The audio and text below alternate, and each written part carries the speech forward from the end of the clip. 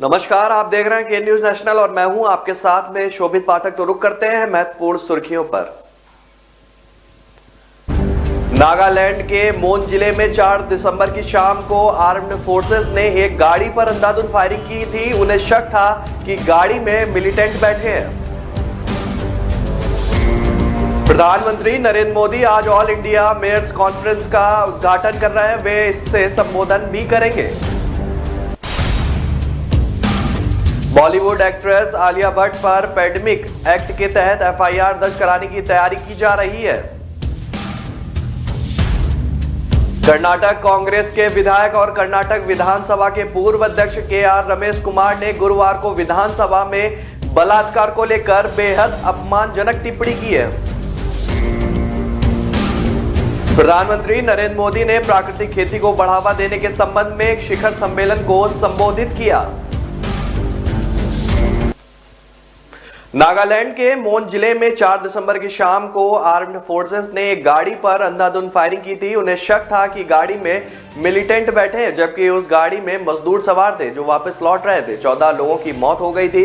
सेना ने inquiry order कर दी है, लेकिन नॉर्थ ईस्ट के मणिपुर, मेघालय और असम में तब से ही प्रदर्शन चल रहे हैं। लोगों की एक ही डिमांड है कि armed forces special power act 1958 को हटाया जाए। यही वो एक्ट है जो आर्म्ड फोर्सेस को संदिग्ध पर गोली चलाने, तलाशी लेने, छापा मारने और हिरासत में देने जैसे तमाम अधिकार देता है। मणिपुर के सीएम और उनके कैबिनेट मंत्री भी खुलकर इस एक्ट के विरोध में आ गए हैं। उन्होंने कहा है कि हमने आर्म्ड फोर्सेस में सीनियर पोजीशन पर रहे 2 एक्सपर्ट से बात कर जाना है कि एक्ट ये क्या है और क्यों है, और जरूरी जो है वो क्यों है। इस एक्ट में आर्म फोर्सेस को स्पेशल पावर मिलते हैं। वे संदिग्ध को गोली मार सकते हैं, बिना वारंट के छापा मार सकते हैं, पूछताछ कर सकते हैं और संदिग्ध को हिरासत में भी रख सकते हैं। पुलिस मुकदमा जरूर दर्ज कर सकती है, लेकिन मामला न्यायालय में नहीं लिया जा सकता है। केंद्र सरकार चाहे तो जरूर कार्रवाई कर सकती है।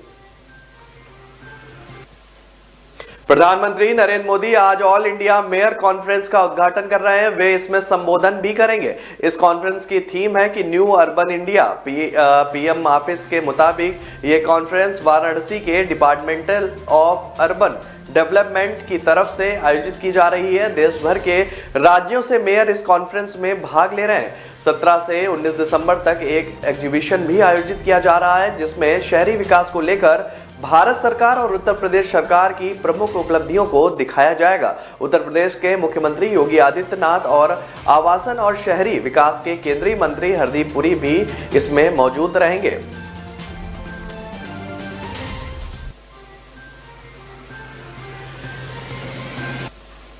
बॉलीवुड एक्ट्रेस आलिया भट्ट पर पैंडेमिक एक्ट के तहत एफआईआर दर्ज कराने की तैयारी की जा रही है। होम क्वारंटाइन नियम तोड़ने के लिए मुंबई महानगर पालिका ने एक्ट्रेस के खिलाफ केस दर्ज करने का आदेश भी दिया है। आलिया भट्ट की कोविड रिपोर्ट नेगेटिव आई थी, लेकिन बीएमसी के नियमों के मुताबिक हाई रिस्क संपर्क लिस्ट में रखे गए लोगों के लिए 14 दिन होम क्वारंटाइन रहना जरूरी है। लेकिन ब्रह्मास्त्र मूवी के प्रमोशन पोस्टर लॉन्च के लिए आलिया भट्ट रणबीर कपूर के साथ दिल्ली चली गई थी। जानकारी के मुताबिक दिल्ली में एक्ट्रेस कई लोगों से मिली है। ऐसे में आलिया ने बीएमसी का नियम तोड़ा है। बीएमसी इस मामले की जांच कर रही है और नियम उल्लंघन की पुष्टि के बाद अब एक्ट्रेस के खिलाफ केस दर्ज करने के लिए कहा गया है। बीएमसी जन स्वास्थ्य समिति के अध्यक्ष राजुल पटेल ने कहा कि मैंने डीएमसी स्वास्थ्य विभाग को आलिया भट्ट के खिलाफ होम आइसोलेशन नियम का उल्लंघन करने के लिए प्राथमिकी दर्ज करने का निर्देश दिया है। वह एक रोल मॉडल है, इसलिए उन्हें जिम्मेदारी से व्यवहार करना चाहिए था। नियम सबके लिए समान होते हैं। कर्नाटक कांग्रेस के विधायक और कर्नाटक विधानसभा के पूर्व अध्यक्ष के.आर. रमेश कुमार ने गुरुवार को विधानसभा में बलात्कार को लेकर बेहद अपमानजनक टिप्पणी की है। विधानसभा में कुमार ने कहा है कि एक कहावत है कि जब बलात्कार अपरिहार्य हो तो लेट जाओ और इसका आनंद लो। उन्होंने कहा कि अध्यक्ष बिल्कुल उसी स्थिति में थे। कर्नाटक विधानसभा के अध्यक्ष विश्वेश्वर हेगड़े कागेरी ने भी इस कार्रवाई करने की बजाय इस पर हंस दिया। कांग्रेस के वरिष्ठ विधायक का यह बयान तब आया जब विधायकों ने विधानसभा में किसानों की समस्याओं पर बहस के लिए अध्यक्ष विश्वेश्वर हेगड़े और कागेरी पर समय के लिए दबाव बनाना शुरू कर दिया था। जब अध्यक्ष ने सवाल किया कि अगर सभी के पास समान समय होता तो सत्र कैसे चलेगा, तो 2019 में रमेश कुमार अध्यक्ष के रूप में अपने कार्यकाल के दौरान कहा था कि वह एक बलात्कार पीड़िता की तरह महसूस करते हैं। उन्होंने तब कहा था कि मेरी हालत रेप पीड़िता जैसी है। बलात्कार सिर्फ एक बार हुआ था, अगर आपने इसे वहीं छोड़ दिया होता तो यह बीत जाता। जब आप शिकायत करते हैं तो बलात्कार हुआ है तो आरोपी को जेल में डाल दिया जाता है, लेकिन वकील पूछते हैं कि ये कैसे हुआ, ये कब हुआ और कितनी बार हुआ। रेप एक बार होता है लेकिन कोर्ट में 100 बार रेप किया जाता है। यह मेरी हालत है।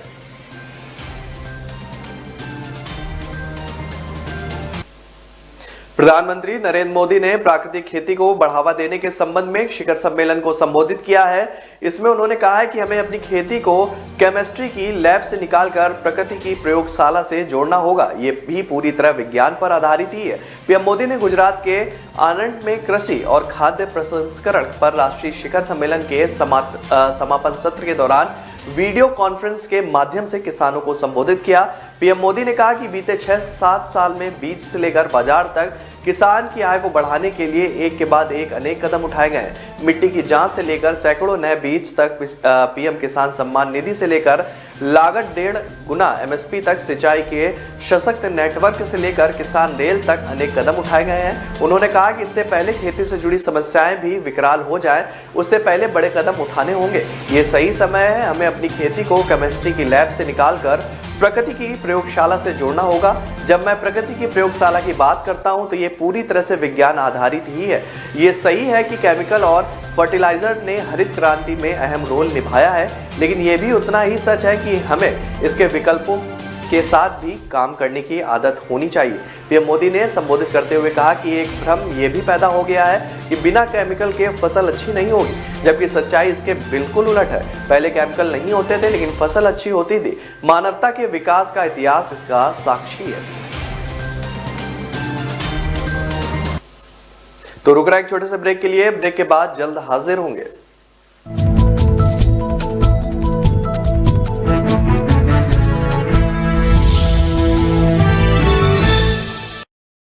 सबको ईमानदारी का शौक चढ़ा है। बताओ, अरे सड़क पे थोड़े गड्ढे ही तो आते थे।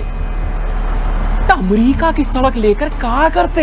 सारा पैसा अगर सड़क पे लगा देते ना तो हमारी अय्यासी का क्या होता। पिछली सरकार भी तो थी, कागजों पे काम, मुंह मांगा था। लेकिन इनकी ईमानदारी के चक्कर में हमारी ठेकेदारी तो गई, पुराने घोटालों की सारी फाइलें भी खोल दी।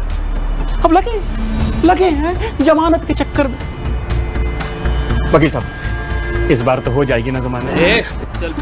अरे वकील साहब, 2017 से पहले सरकारी पैसे को खाना जो अपना हक समझते थे, 2017 के बाद उन पर काबू होने से प्रदेश की तरक्की में जो फर्क आया है वो फर्क साफ है। फर्क साफ है।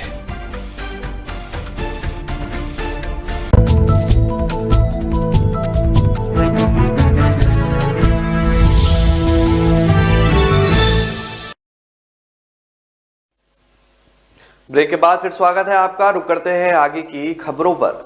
पंजाब में ओमिक्रॉन वेरिएंट का कोई केस नहीं है, लेकिन कोरोना के 333 एक्टिव मरीज हैं। गुरुवार को आई रिपोर्ट के मुताबिक मोहाली, होशियारपुर और फिरोजपुर में सबसे ज्यादा एक्टिव केस है। मोहाली में 54, फिरोजपुर में 44 और होशियारपुर में 39 एक्टिव केस है। वहीं लुधियाना में भी कोरोना के 32 एक्टिव केस है। मोगा में गुरुवार को कोई एक्टिव केस नहीं था।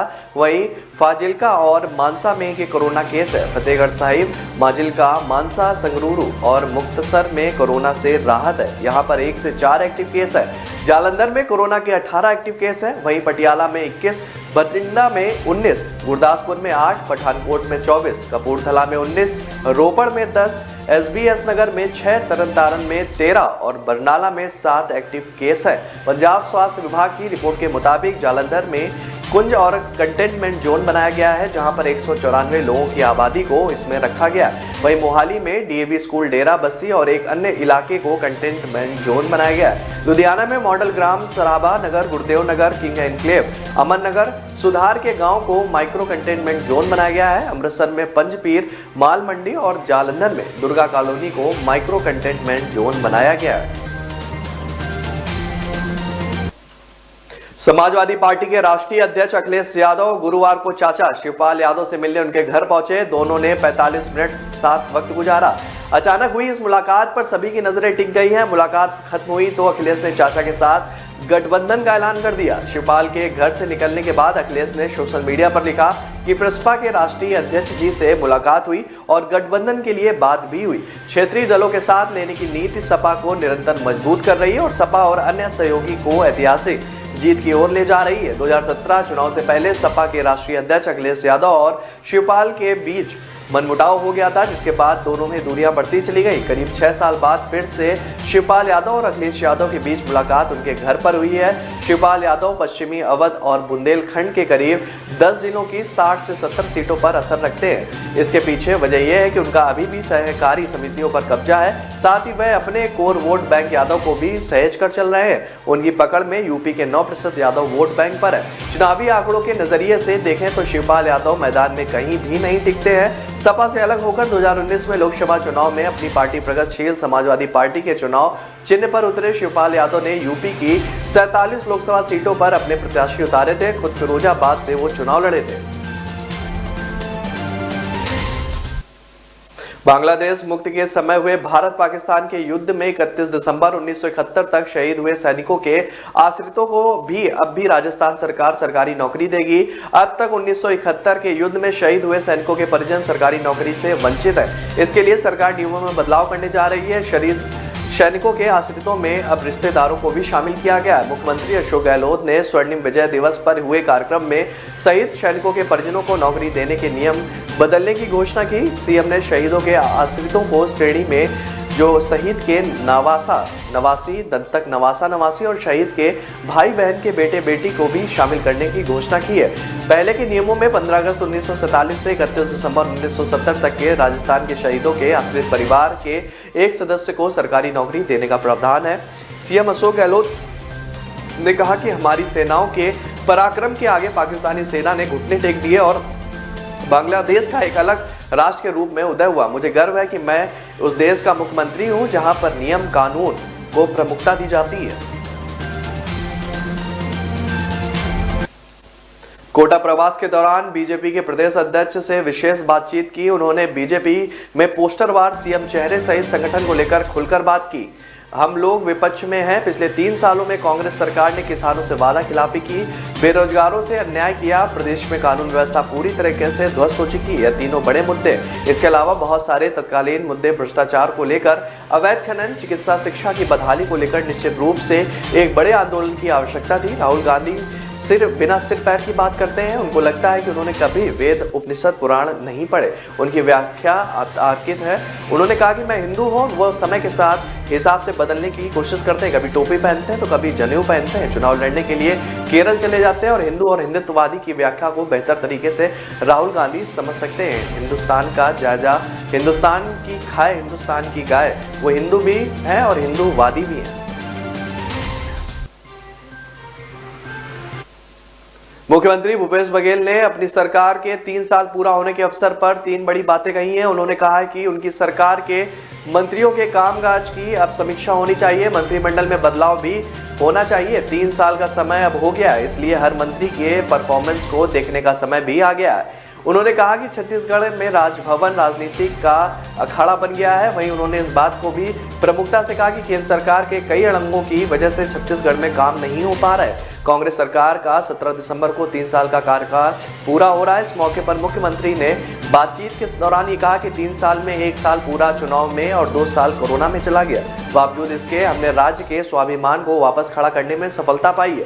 पहली बार छत्तीसगढ़ के लोगों को लगा कि हमारी सरकार है और इस भाव को लाने में थोड़ी देरी जरूर हुई है। वे लगातार प्रयास कर रहे हैं और इस दिशा में अभी और काम करने की जरूरत है। जहां तक खोने की बात है तो हमने कोरोना की वजह से बहुत से अपने को खोया और हमने सब कुछ समय के साथ फिर वापस पाने की पहल भी की है। कोरोना के कारण 2 साल ही निकल पाए। हम जनता के बीच में काम कर सकते हैं, जैसा करना चाहते थे नहीं कर पाए। कामकाज की समीक्षा तो होती रहनी चाहिए और 3 साल हो गए तो बदलाव भी दिखने चाहिए, लेकिन यह बिना हाईकमान की अनुमति के नहीं होगा। हाईकमान से अनुमति मिलेगी कि बदलाव करना है तब हम उस पर विचार करेंगे, लेकिन अब इस पर विचार का समय भी आ गया है।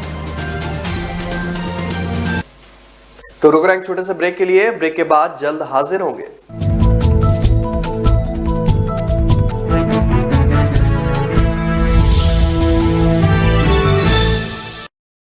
न ऐश का न द्वेष का, यह दंगल है देश का। सुलगती समस्याओं के जुलसते सवालों का होगा दंगल।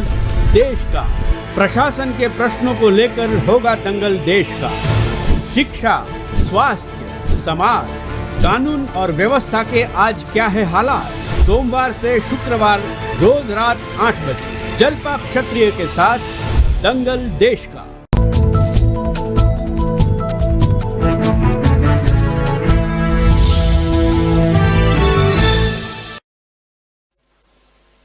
ब्रेक के बाद फिर स्वागत है आपका। रुक करते हैं आगे की खबरों पर। पीएम नरेंद्र मोदी ने गुरुवार को राष्ट्रीय युद्ध स्मारक पर 1971 की जंग में शहीद हुए सैनिकों को श्रद्धांजलि दी। 50वें विजय दिवस के मौके पर उन्होंने स्वर्णिम विजय मशालों के स्वागत और सम्मान समारोह में हिस्सा लिया। प्रधानमंत्री ने इस दौरान 4 मशालों की ज्वाला को युद्ध स्मारक पर प्रज्वलित अमर जवान ज्योति के साथ समाहित किया। पिछले साल 16 दिसंबर को पीएम ने इन 4 स्वर्णिम विजय मशालों को प्रज्वलित किया था। हालांकि शहीदों की याद में हुआ ये प्रोग्राम भी सियासी रंग में रंग गया। राहुल गांधी ने इस प्रोग्राम पर सवाल उठाया। उन्होंने कहा कि दिल्ली में 71 की जंग जीतने का कार्यक्रम हुआ है, पर इंदिरा जी का इसमें जिक्र तक नहीं किया गया। जिस महिला ने देश के लिए 32 गोलियां खाई, उनका नाम तक इस इवेंट में नहीं है। इसकी वजह से यह है कि मौजूदा सरकार सच्चाई से डरती है। पीएमओ के मुताबिक इन मशालों को देश के अलग अलग हिस्सों में ले जाया जाएगा। इसमें 1971 युद्ध के परमवीर चक्र और महावीर चक्र विजेता सैनिकों के गांव भी शामिल है। ये मशाल देश भर में सियाचिन से कन्याकुमारी, अंडमान निकोबार से लोंगेवाला, रणकच्छ और अगरतला तक ले जाई जाएंगी।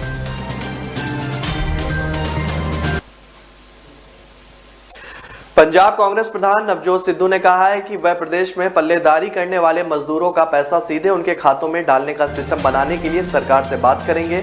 सिद्धू ने यह बात गुरुवार को मोगा अनाज मंडी में आयोजित पल्लेदार मजदूर संघ कमेटी की प्रदेश स्तरीय रैली में कही। पंजाब में पल्लेदारी करने वाले मजदूर ठेकेदारी सिस्टम में काम कर रहे हैं और उन्हें उनकी रकम का भुगतान ठेकेदारों के जरिए होता है। मजदूर लंबे समय से इसका भुगतान सीधे बैंक खातों में करने की मांग कर रहे हैं। गुरुवार को इसी मुद्दे पर यह रैली की गई, जिसमें बतौर मुख्य मेहमान सिद्धू भी शामिल हुए। सिद्धू ने कहा कि बहुत समय से पंजाब को लूटा जा रहा है। जो मजदूर किसान मेहनत करते हैं, उन्हें उनका हक नहीं दिया जा रहा है। आज मैं मजदूर भाइयों से वादा करता हूं कि अब उन्हें पेमेंट के लिए ठेकेदारों के चक्कर नहीं काटने पड़ेंगे। मजदूरों के पैसे सीधे उनके खाते में देने की योजना को मैं अपने छोटे भाई मुख्यमंत्री चरणजीत चन्नी से बोलकर कैबिनेट में पास करवाऊंगा। यह सिद्धू का वादा है और सिद्धू कभी झूठे वादे नहीं करता है। शिरोमणि अकाली दल प्रधान सुखबीर बादल पर टिप्पणी करते हुए सिद्धू ने कहा कि पंजाब को आज तक रेत केबल ट्रांसपोर्ट माफियाओं ने लूटा है, मगर अब ये नहीं चलेगा। वे राहुल गांधी और प्रियंका गांधी के सपने साकार करने के लिए नए पंजाब की सृजन करेंगे और वहां से मजदूर किसानों को रोजगार भी दिलवाएंगे। पंजाब के मुख्यमंत्री चरणजीत सिंह चन्नी आज दोपहर 2 बजे जालंधर आएंगे। जालंधर के बूटा मंडी में वह बाबा साहब डॉक्टर BR अंबेडकर सरकारी को एजुकेशन कॉलेज को लोगों को समर्पित करेंगे। इसके अलावा 120 फुटी रोड पर कबीर भवन का नींव पत्थर भी रखेंगे और इसके बाद ABD क्षेत्र में स्टोरम ड्रेनेज व्यवस्था की शुरुआत करेंगे।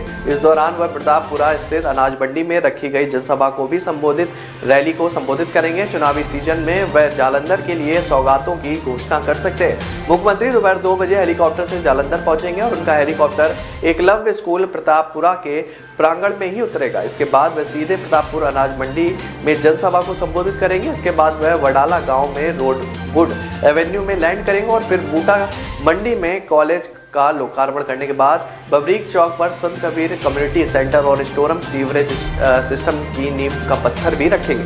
मुख्यमंत्री 4 बजे यहां से चंडीगढ़ के लिए रवाना होंगे। शाम को कैबिनेट बैठक में भाग लेंगे। शिक्षा और खेल मंत्री प्रगट सिंह ने बताया कि प्रतापपुरा अनाज मंडी में रखी गई जनसभा में पंजाब प्रदेश कांग्रेस कमेटी के प्रधान नवजोत सिंह सिद्धू, चुनाव प्रचार समिति के चेयरमैन सुनील जाखड़ और कांग्रेस पार्टी के पंजाब मामलों के इंचार्ज हरीश चौधरी भी शिरकत करेंगे। सभी जनसभा में उपस्थित को लोगों को संबोधित करेंगे और इन कार्यक्रम की अध्यक्षता राज्य के मुख्यमंत्री चरणजीत सिंह चन्नी करेंगे। केंद्र सरकार द्वारा लड़कियों की शादी की आयु 21 वर्ष किए जाने पर सीएम भूपेश बघेल ने कहा है कि आजकल वैसे भी ग्रेजुएशन करते करते 21 साल हो जाता है। पोस्ट ग्रेजुएशन करते करते 24 से 25 वर्ष हो जाते हैं। लड़कियों की शादी भी आजकल 25 से 30 वर्ष की उम्र में ही हो रही। लेकिन दूसरे और भी लोग हैं जिनका ध्यान रखना चाहिए। ऐसे में बहुत से माता पिता भ्रम के शिकंजे में भी आ सकते हैं। सामाजिक लोगों के साथ ही सलाह मशवरा करके ऐसे फैसले करने चाहिए।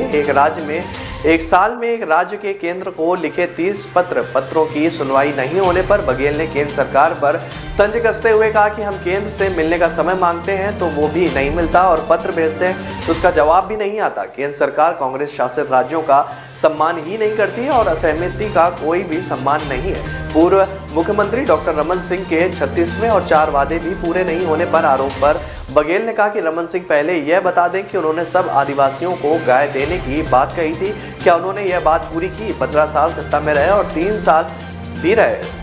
रमन सिंह को कोई बात कहने का कोई नैतिक अधिकार ही नहीं है। उनके शासनकाल में शिक्षा कर्मियों के साथ मारपीट हुई, कितने शिक्षा कर्मियों की मौत के लिए वो जिम्मेदार? उन्होंने शिक्षा कर्मियों की भर्ती तक नहीं की। मीडिया से बातचीत के दौरान उन्होंने कहा कि आज का दिन पूरा देश विजय दिवस के रूप में मना रहा है। आज के दिन इंदिरा जी को याद करते हुए उन महाभारत के महान सपूतों को, महावीरों को नमन करने का अवसर है और उन्हें श्रद्धा सुमन अर्पित करने का अवसर है और मैं उन सभी लोगों को प्रणाम करता हूँ। पंजाब में गुरुवार को पुलिस महानिदेशक बदले गए हैं और पंजाब सरकार ने इकबाल प्रीत सिंह सहोता की जगह अब सिद्धार्थ चट्टोपाध्याय को राज्य का नया पुलिस प्रमुख बनाया है। कहा जा रहा है कि राज्य सरकार ने यह फैसला पंजाब प्रदेश कांग्रेस कमेटी के प्रमुख नवजोत सिंह सिद्धू के दबाव में लिया है। सिद्धू को शुरू से ही सहोता को लेकर आपत्ति थी। सहोता की नियुक्ति के बाद से ही सिद्धू उनको हटाए जाने का दबाव बना रहे थे। कहा जा रहा है कि सिद्धार्थ चट्टोपाध्याय नवजोत सिंह सिद्धू की पहली पसंद थे, लेकिन चरणजीत सिंह चन्नी की सरकार ने इकबाल प्रीत सिंह सहोता को कार्यकारी डीजीपी का पद दे दिया था। सहोता को चन्नी सरकार ने डीजीपी का अतिरिक्त प्रभार दिया था। वहीं कुछ दिनों पहले ही सिद्धू ने सहोता पर आरोप लगाया था कि उन्होंने बेअदबी मामले में 2 युवा सिखों को फंसा दिया था और बादल परिवार के लोगों को क्लीन चिट भी देती थी। आपको बता दें कि सहोता बेअदबी मामले की जांच के लिए बनी एसआईटी में थे। सहोता फरीदकोट में गुरु ग्रंथ साहिब की बेअदबी की घटनाओं की जांच के लिए तत्कालीन अकाली सरकार द्वारा 2015 में गठित एक विशेष जांच दल के प्रमुख थे। पंजाब की चन्नी सरकार ने नए डीजीपी की नियुक्ति के लिए यूपीएससी को अधिकारियों के नामों की सूची भेजी थी। सूची में इकबाल प्रीत सिंह सहोता का नाम भी था। नवजोत सिंह सिद्धू चाहते थे कि सहोता की जगह चट्टोपाध्याय को पुलिस विभाग की कमान सौंपी जाए। चट्टोपाध्याय 2007 से 2012 के बीच बादल परिवार के वित्तीय कारोबार की जांच कर चुके हैं। चट्टोपाध्याय विजिलेंस विभाग के निदेशक भी रह चुके हैं। तो फिलहाल इस बुलेटिन में मेरे साथ इतना ही। आगे की खबरों के लिए बने रहिए के न्यूज़ नेशनल के साथ। नमस्कार।